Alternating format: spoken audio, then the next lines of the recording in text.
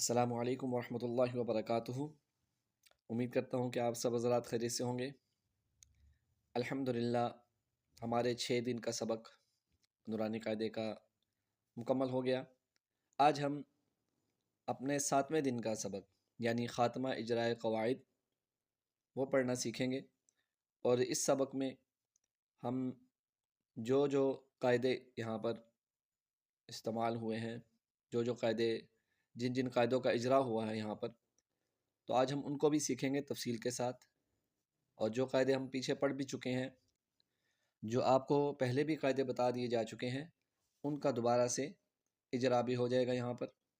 سختی بہت تفصیل کے ساتھ ہونے والی ہے، اس میں ہر لفظ کے وقفاً اور اس پہ کون کون سے قاعدے لاگو ہو رہے ہیں وہ سب سکھائے جائیں گے۔ تو یہ سبق بہت اہم ہونے والا ہے۔ آپ سب حضرات سے گزارش ہے، درخواست ہے کہ سبق کے آخر تک جڑے رہیں اور تمام جو قاعدے ہیں وہ اس میں سیکھ لیں تاکہ آپ کے لیے آگے قرآن پڑھنا آسان ہو جائے۔ تو شروع کرتے ہیں، چلیں۔ اچھا، اس سختی کو ہم رواں اور وقفاً ہی پڑھیں گے، ہم یہاں پر ہجے نہیں کریں گے۔ اس سختی کو ہم مکمل رواں اور وقفاً پڑھیں گے، اور ساتھ ساتھ آپ کو جو آسان سمپل سادے قاعدے ہیں وہ بتائیں گے۔ زیادہ ڈیٹیل میں ہم نہیں جائیں گے، زیادہ تفصیلات میں ہم نہیں جائیں گے۔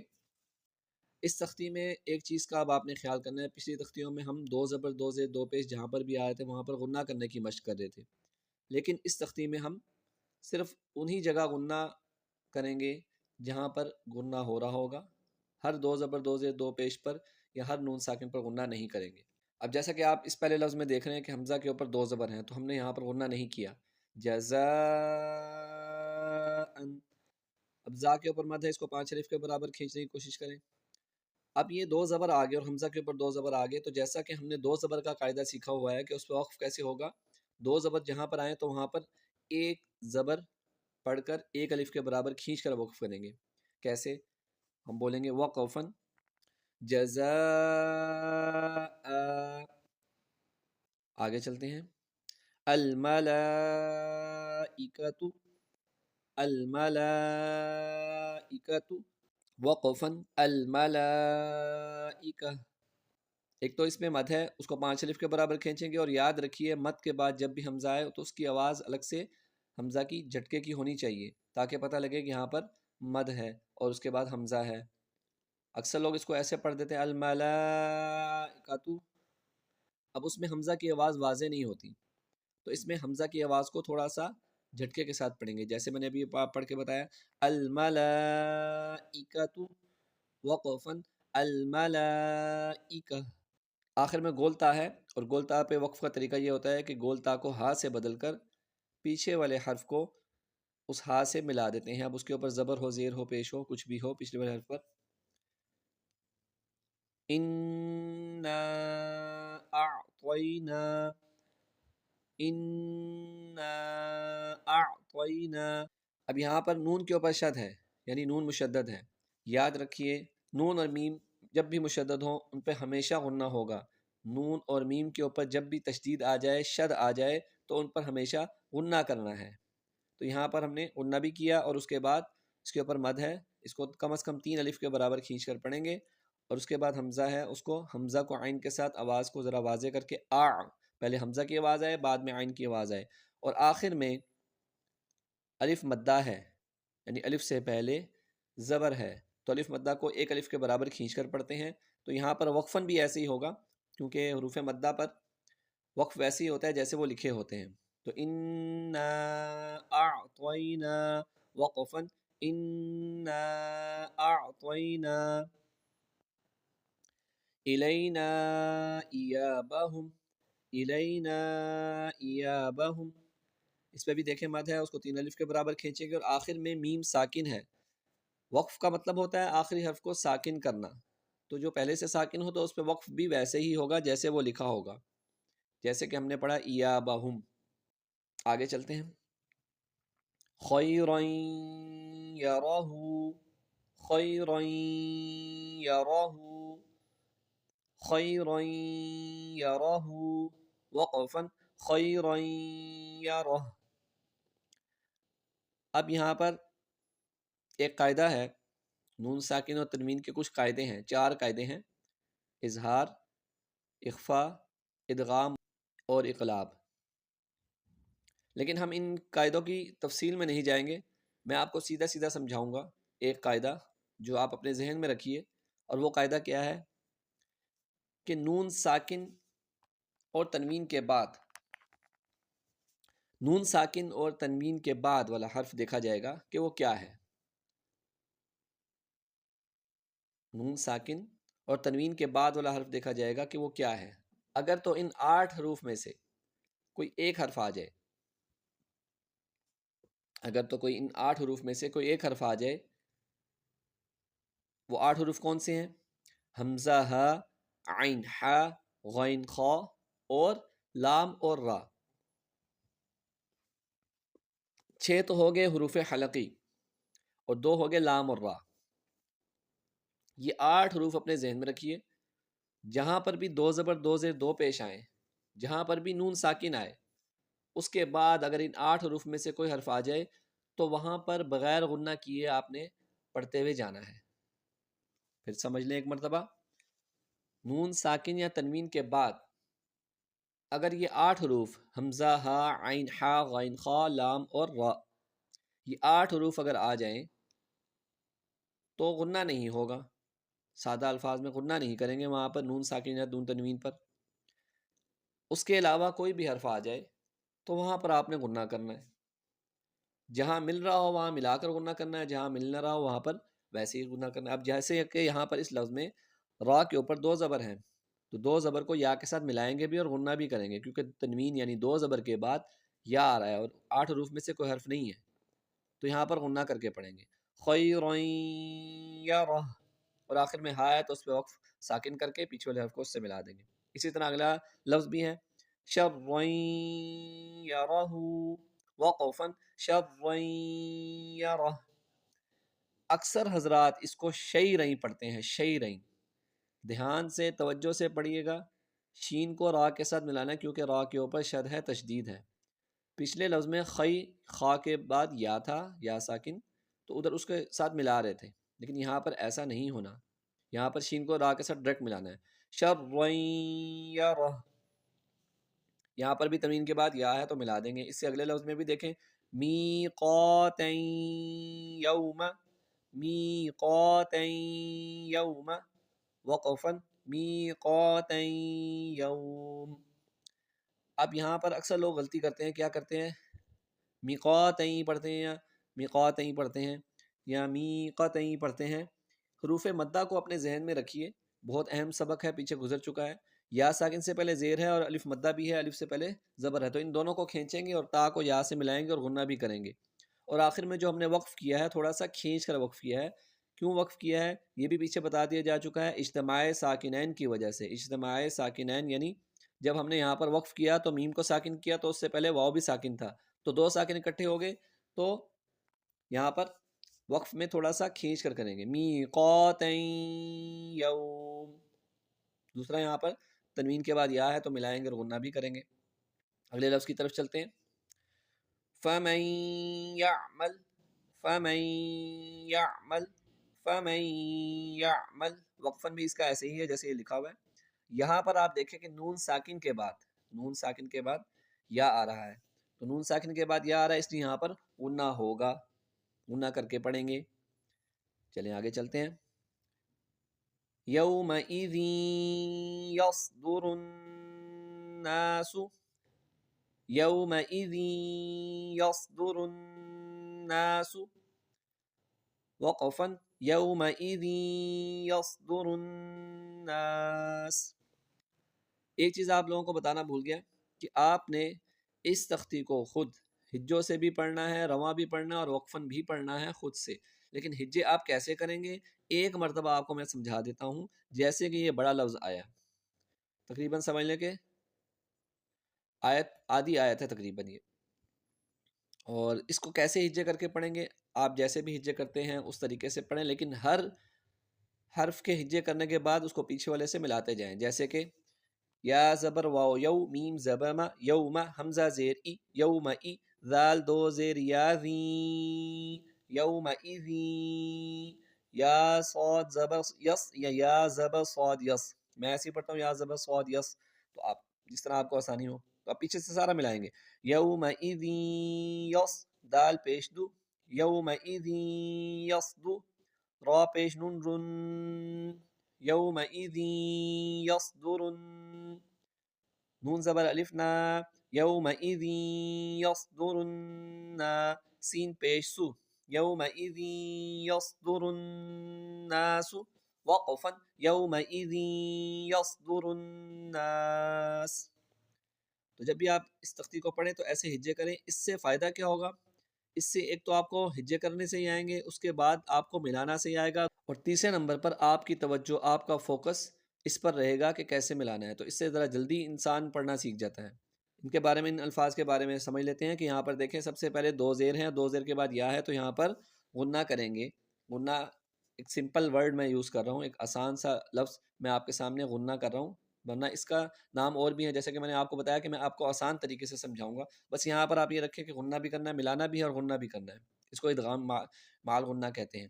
اور دوسرے نمبر پر دیکھیں نون کے اوپر شد ہے تو یہاں پر بھی غنہ ہوگا، اور آخر میں سین ساکن ہوا تو اس کی وجہ سے پھر الف مدہ کے بعد سین آ گیا تو کھینچ کر وقف ہوگا. کیونکہ اس میں بھی اکثر لوگ غلطی کر دیتے ہیں، وہ پڑھتے ہیں نس نس، یومئذ یصدر النس، تو الف مدہ کے بعد پہلے الف مدہ کی آواز ہے، اس کو کھینچیں گے اور اس کے ساتھ سین کو ملا دیں گے. اگلا لفظ دیکھیں، من ربک، من ربک، وقفا من ربک. اب یہاں پر آپ دیکھیں کہ نون ساکن آ رہا ہے لیکن یہاں غنہ نہیں ہو رہا. کیوں؟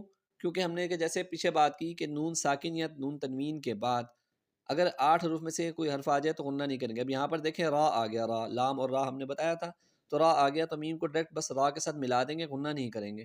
اور را کا قدر یا آپ را کے قاعدے جو ہیں وہ آپ سیکھ لیں، وہ ایک الگ چیز ہے. لیکن آپ ایک اور کام کیجئے کہ جب بھی آپ پڑھیں تو آج کل نورانی قاعدہ بھی تجوید والا مل جاتا ہے اور قرآن پورا مکمل بھی تجوید کے ساتھ مل جاتا ہے. تو آپ کو اگر قاعدے سمجھ نہیں آتے تو آپ کم از کم کلرز پر دھیان دے لیں.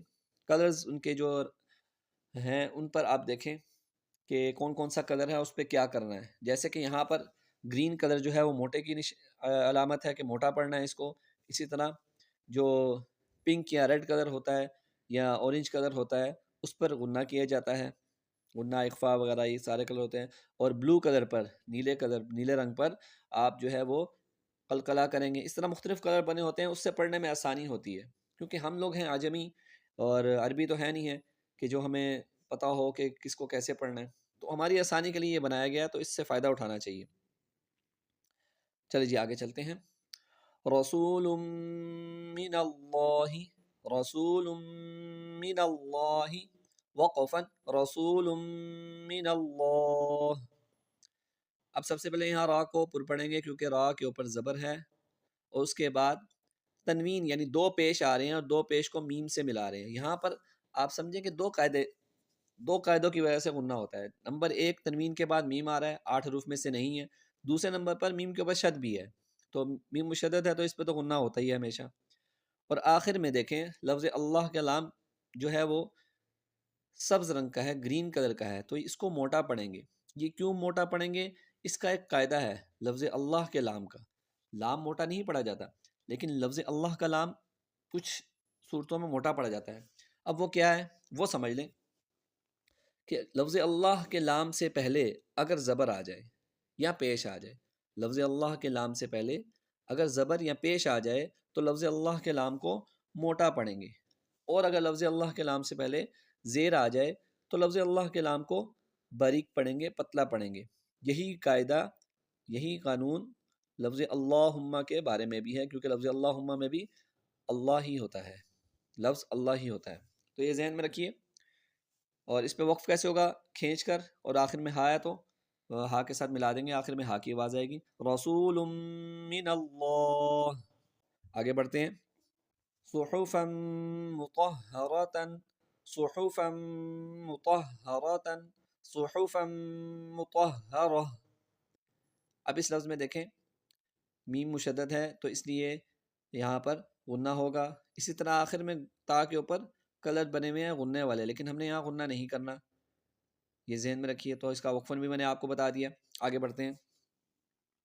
صفا لا يتكلمون صفا لا يتكلمون صفا لا يتكلمون.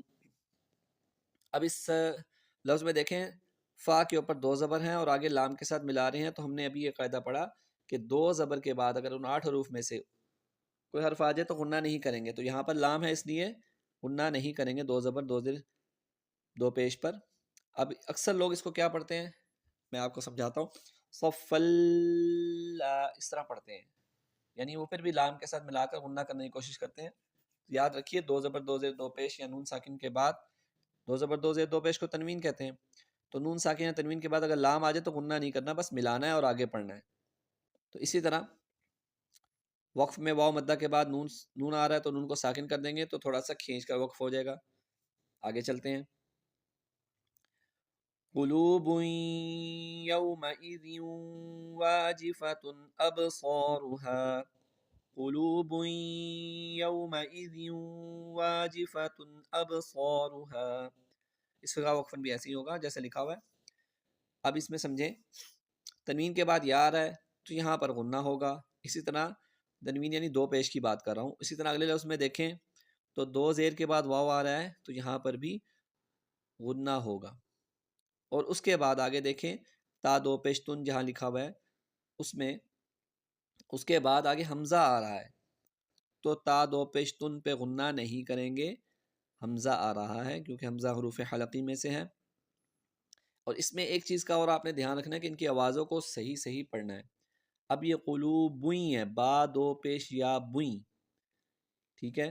جیسے آپ با پیش یا بوئی پڑھ سکتے ہیں نا، بوئی کو پڑھنا سیکھ لیں تو اس کی آواز کو ناک میں لے جائیں، کیونکہ عربی میں قرآن میں با پیش یا بوئی لفظ نہیں ہوتا. اسی طرح یعنی یا سے پہلے کبھی بھی پیش نہیں آتا، اسی طرح واو سے پہلے کبھی بھی زیر نہیں آتی. لیکن تنوین کے بعد ایسا ہو سکتا ہے کہ ان کو ملانا پڑے. تو وہ آپ آوازیں ذہن میں رکھیں تو آپ ان کو ملانا سیکھ جائیں گے. قلوبوئیں پیش ہے تو پیش کی آواز کو یا کے ساتھ ملائیں، غنہ کر لیں. یومئذ زیر کی آواز ہے تو زیر کو واو کے ساتھ ملا کر غنہ کر دیں.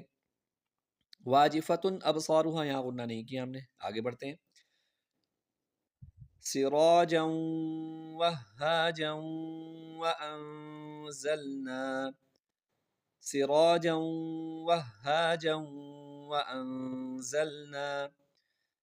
اب یہاں پر دیکھیں جیم کے اوپر دو زبر ہیں، اس کو ہم نے واو کے ساتھ ملایا اور آگے واو کو ہا کے ساتھ سختی سے ملایا اور اسی کے بعد دوبارہ جیم آیا، جیم کو ہم نے آگے واو کے ساتھ ملایا. یہاں پر آیت کا نشان نظر آ رہا ہے آپ کو، یہاں آپ وقف بھی کر سکتے ہیں اور ملا بھی سکتے ہیں، لیکن ہم نے ملانا سیکھنا ہے ابھی، تو وقف تو ہم سیکھ رہے ہیں ساتھ ساتھ. تو وہ ہا جاؤں پڑھیں گے اس کو. اس کے بعد آگے نون ساکن آ رہا ہے، یہ آپ نے توجہ رکھنی ہے. نون ساکن اور تنوین یعنی دو زبر دو زیر دو پیش جہاں آئے آپ نے توجہ رکھنی ہے غنہ ہوگا کہ نہیں ہوگا. وَأَنزَلْنَا تو یہاں پر ہم نے غنہ کیا کیونکہ نون ساکن اور تنوین کے بعد حروف حلقی اور لام اور را میں سے کچھ بھی نہیں آ رہا، اس لیے یہاں پر غنہ کریں گے. آگے بڑھتے ہیں. أَكْلًا لَمًّا وَتُحِبُّونَ الْمَالَ حُبًّا جَمًّا أَكْلًا لَمًّا وَتُحِبُّونَ الْمَالَ حُبًّا جَمًّا. اس آیت کو ذرا دھیان سے توجہ سے سنیے اور دیکھیے. وَتُحِبُّونَ الْمَالَ تو آپ کو پتہ ہی ہے، حُبًّا ہم دو زبر آ رہے ہیں، ہم نے دیکھا کہ اس کے بعد جیم ہے تو یہاں پر غنہ کریں گے اور اسی کے ساتھ آگے جمن میم کے اوپر شد ہے. اب یہاں پر وہ قدر بنا ہوا نہیں ہے لیکن ہم نے قاعدہ بھی ذہن میں رکھنا ہے، میم پہ شد ہو تو ہمیشہ غنہ ہوتا ہے، تو یہاں پر غنہ کریں گے. یہاں پر قدرز کی تھوڑی سی مسٹیک ہے، کوئی ایسا مسئلہ نہیں. آگے چلتے ہیں. اب آگے کچھ الفاظ ہمارے سامنے جو آ رہے ہیں وہ ہیں غنہ نہ کرنے والے، جہاں پر حمزہ ہا عین ہا غین خا اور لام اور را میں سے کچھ آ جائے گا تو ہم اس پہ توجہ رکھتے ہیں. آگے غثاء احوا غثاء احوا. یہاں پر دیکھیں کہ حمزہ پر دو زبر ہیں اور اس کے بعد حمزہ ہی آ رہا ہے، تو اس لیے یہاں پر حمزہ کے اوپر دو زبر والے حمزہ کے اوپر تنوین پر یعنی غنہ نہیں ہوگا. غثاء احوا سیدھا سیدھا پڑھیں گے اور اس کا وقفن بھی ایسے ہی ہوگا جیسے یہ لکھا ہوا ہے. معتد اثیم معتد اثیم. اب یہاں پر بھی تنوین کے بعد دو زیر کے بعد حمزہ آ رہا ہے تو یہاں پر بھی غنہ نہیں کریں گے، اور آگے بھی اسی طرح. اذا تتلا معتد اثیم اذا تتلا. یہ پورا ایک آیت سمجھنے لکھی ہے، تو اس لیے دال کے نیچے دو زیر غنہ نہیں، میم کے نیچے دو زیر غنہ نہیں، کیونکہ دونوں کے بعد حمزہ آ رہا ہے. آگے چلتے ہیں. نارا حامیتا نارا حامیتا. اب یہاں پر دو زبر کے بعد حا آ رہا ہے، حا حروف حلقی میں سے ہے، اس لیے یہاں پر غنہ نہیں ہوگا. نارا حامیہ. یہاں ہم وقف کریں گے، گولتا ہے تو اس پہ وقف کریں گے. آگے چلتے ہیں. تسقا من عین آنیہ تسقا من عین آنیہ. آنیتن لکھا ہے لیکن ہم وقف کر رہے ہیں. تو یہاں پر دیکھیں نون ساکن کے بعد عین آ رہا ہے، اور اس کے بعد آگے نون کے نیچے دو زیر ہیں، دو زیر کے بعد پھر حمزہ آ رہا ہے. تو یہاں پر غنہ نہیں ہوگا، کیونکہ حروف حلقی میں سے کوئی حرف آ جائے تو غنہ نہیں ہوتا، جیسے کہ پیچھے بتا دیا گیا. تسقا من عین آنیہ. وہاں پر آواز کو روک دیں گے، غنہ نہیں کریں گے. چلیں آگے بڑھتے ہیں. مم باخیلہ مم باخیلہ مم باخیلہ وقفا مم باخل. یہاں پر نون ساکن آ رہا ہے، لیکن نون کے اوپر آپ کو ایک چھوٹا سا میم بھی دکھ رہا ہوگا، نظر آ رہا ہوگا. یہ جو میم ہوتا ہے یہ نون ساکن اور تنوین کی جگہ پر آتا ہے، اور اس میم کو ملاتے ہوئے پڑھا جاتا ہے. اس کو اقلاب کہتے ہیں. اقلاب قلب سے بدلنے کو کہتے ہیں. تو اقلاب یعنی یہاں پر نون ساکن کو میم سے بدل دیا جاتا ہے، یا تنوین کو میم سے بدل دیا جاتا ہے. کیوں؟ اس کے بعد با آ رہا ہے، اس لیے یہ قاعدہ ہے. اس کے بعد با ہے تو اس لیے اس کو نون ساکن اور نون تنوین کو میم سے بدل کر غنہ کر کے پڑھتے ہیں. یہ قاعدہ ہے، اس کو اقلاب کا قاعدہ کہتے ہیں. یہاں پر نون ساکن اور تنوین کے بعد با آ جائے تو نون ساکن اور تنوین کو میم سے بدل کر ملا کر غنہ کر کے پڑھتے ہیں. مم باخیلا وقفا مم باخل. اسی طرح آگے بھی چلیں. لا ينبذن لا ينبذن وقفا لا ينبذن. نون اور میم پر شد ہو تو غنہ کرتے ہیں، چاہے وقف کی صورت ہو چاہے جیسی بھی صورت ہو، تو غنہ کر کے پڑھنا ہے آپ نے. من بعد وقفا من بعد من بين الصلب وقفا من بين الصلب. لنسفعا بالناصية لنسفعا بالناصية وقفا لنسفعا بالناصية. بذنبهم بذنبهم. یہ الگ ایک لفظ ہے، اس لیے انہوں نے الگ سے لکھا ہوا ہے. وقفاً بھی اس کا ایسے ہی ہوگا. آگے چلتے ہیں. اب آگے تنوین والے شروع ہو گئے تو اس میں بھی دیکھیں، یہ دیکھیں آگے ہم پڑھتے ہیں پھر آپ کو سمجھ میں آئے گی. مطہرات بأیدی مطہرات بأیدی. اب یہاں پر دیکھیں تنوین یعنی دو زیر کے بعد با آ رہا ہے، تو اس کی وجہ سے میم چھوٹا سا لکھا ہوا ہے، تو ہم تا کے دو زیروں کو میم کے ساتھ ملائیں گے. مطہرات بأیدی. وقفاً بھی اس کا ایسے ہی ہوگا. یہاں آگے ملا کر پڑھ لیں، بے شک آپ کی مرضی ہے. سفرات کرام بررہ. اب اس لفظ میں دیکھیں دو زیر کے بعد کاف آ رہا ہے، تو یہاں پر بھی غنہ ہوگا، اور آگے میم کے نیچے دو زیر اور اس کے بعد چھوٹا سا میم، کیونکہ با لکھا ہوا ہے آگے تو اس کو اقلاب کہیں گے، جیسے کہ پہلے بتا دیا. تو یہاں پر بھی غنہ ہوگا. اب یہاں سے آگے میم ساکن کے بھی کچھ قاعدے ہیں، وہ شروع ہو رہے ہیں. وہ کیا ہے؟ دو قاعدے سمجھیں آپ، دو قاعدے اپنے ذہن میں رکھیں. میم ساکن کے بعد با آ جائے، میم ساکن کے بعد با آ جائے تو میم ساکن پر غنہ کرتے ہیں. بس اتنی بات سمجھ لیں، باقی آپ کو سمجھ میں آ جائے گی ساری بات. میم ساکن کے بعد با آ جائے تو میم ساکن پر غنہ کرنا ہے. اب وہ کیسے، وہ بھی آپ کو سمجھاتے ہیں. ہم فیہا. اب یہاں پر میم ساکن کے بعد فا آ رہا ہے، اس لیے کوئی غنہ نہیں ہے. لکم دینکم ولی دین لکم دینکم ولی دین. یہاں پر بھی میم ساکن کے بعد دال آ رہا ہے، غنہ نہیں ہے، اور دوسرے میم ساکن کے بعد واو آ رہا ہے، تو وہاں پر بھی غنہ نہیں ہوگا. آگے چلتے ہیں پھر آپ کو سمجھ میں آئے گا. ان ربہم بہم ان ربہم بہم ان ربہم بہم. اب یہاں پر دیکھیں نون کے اوپر شد ہے، ہمیشہ غنہ ہوگا. اس کے بعد جو ربہم میں میم کا قدر بھی دیکھیں، وہاں پر غنہ ہے، کیونکہ میم ساکن کے بعد با آ رہا ہے. میم ساکن کے بعد با ہے، اس لیے یہاں پر غنہ کر کے پڑھیں گے. لیکن دوسرا میم ساکن پر غنہ نہیں ہے، وقف ہے وہاں پر. آگے چلتے ہیں. ترمیہم بحجارۃ، ترمیہم بحجارہ۔ اب یہاں پر بھی دیکھیں میم ساکن کے بعد با آ رہا ہے تو یہاں پر بھی غنہ ہوگا۔ اس کے بعد آگے چلتے ہیں، لہم ما یشاءون، لہم ما یشاءون۔ تو یہاں پر اتنی بات سمجھے کہ میم مشدد ہے، میم کے اوپر شد ہے، اس لیے یہاں پر ہمیشہ غنہ ہوگا، بس اس سے زیادہ سمجھنے کی کوئی ضرورت ہی نہیں ہے۔ میم اللہم، لفظ اللہ اور اللہم کا قاعدہ ایک دفعہ آپ کو سمجھا چکا ہوں، لیکن ایک دفعہ پھر سمجھ لیں۔ لفظ اللہ اور اللہم کے لام سے پہلے اگر زبر یا پیش ہو تو لفظ اللہ اور اللہم کے لام کو موٹا پڑھیں گے، پر پڑھیں گے، لیکن اگر زیر ہو تو پھر لفظ اللہ اور اللہم کے لام کو باریک پڑھیں گے۔ اور آخری لفظ ہماری تختی کا الحمدللہ مکمل ہو رہی ہے، تمت بالخیر، تمت بالخیر۔ الحمدللہ ہمارا نورانی قاعدہ خیر و عافیت کے ساتھ مکمل ہو چکا ہے، اور آگے ہم انشاءاللہ قرآن شروع کریں گے، قرآن کو سیکھنا شروع کریں گے، اور ایک نئے انداز میں انشاءاللہ ہم سیکھنا شروع کریں گے۔